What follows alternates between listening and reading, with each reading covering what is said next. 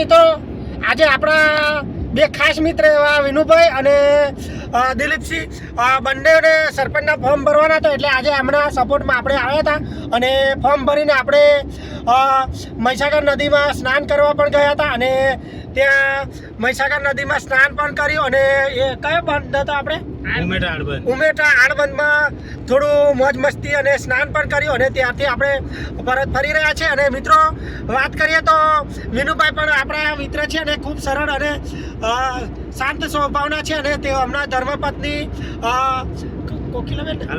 અલ્પાબેને પણ સરપંચનું ફોર્મ ભર્યું છે અને સાથે સાથે દિલીપસિંહે પણ ફોર્મ ભર્યું છે.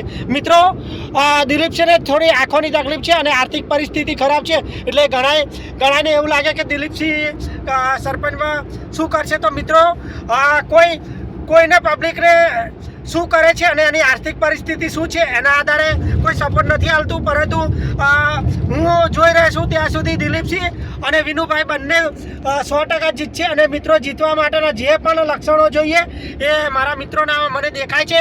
અને દિલીપસિંહ, આ બાબતે શું કહેવા માગશો? તમારે શું લોકો ઉડાડે છે અને શું વાતો કરે છે? બે શબ્દ સત્ય. લોકોના મનમાં એમ છે કે આની આર્થિક પરિસ્થિતિ સારી નહીં એટલે જીતે નહીં, પણ મને મારા ગામ ઉપર પૂરો ભરોસો છે કે મને ખોબે મત આપશે ને જીતાડશે. હા, 100%. અને મિત્રો આ છે વિનુભાઈ પહેલી વખત ભરી રહ્યા છે ફોર્મ, અને ફોર્મ પણ મિત્રો અમે જાતે જ ભરી છે. અને વિનુભાઈ, શું કહેવા માંગશો? બે શબ્દ.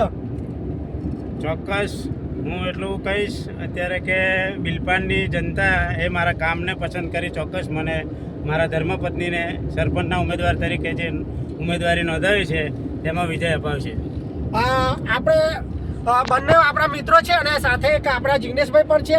અને અમે તેમને ત્યાં સવારમાં જ વહેલા નીકળી ગયા હતા અને અત્યારે આપણે આણંદથી પરત નીકળ્યા છે અને આટલા તાલુકા પંચાયતમાં સરપંચનું ફોર્મ ભરવાનું હતું એટલે ભર્યું. આજે જે ફોર્મ તેમને 2 દિવસ પહેલાં લાવ્યા હતા, પરંતુ આજે તો આપણે જાતે જ ભર્યું ને ફોર્મ. અને કદાચ આટલા તાલુકા પંચાયતમાં જે ફોર્મ જમા કર્યા બે ઓફિસમાં જે ચૂંટણી અધિકારી હતા બંનેના ટેબલ ઉપર બંનેના ટેબલ ઉપર અમારા ફોર્મ પ્રથમ જ જમા થયા છે. અને ચૂંટણી અધિકારીએ પણ સંપૂર્ણ તપાસી અને કોઈ પણ જાતની ખામી વગર અમારા ફોર્મ સ્વીકારી લીધા છે.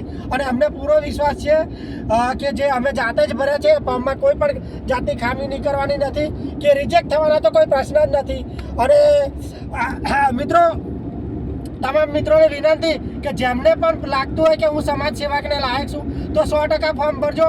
અને જો મારા સપોર્ટની જરૂર પડે તો ચોક્કસ મારો પણ સપોર્ટ કરજો.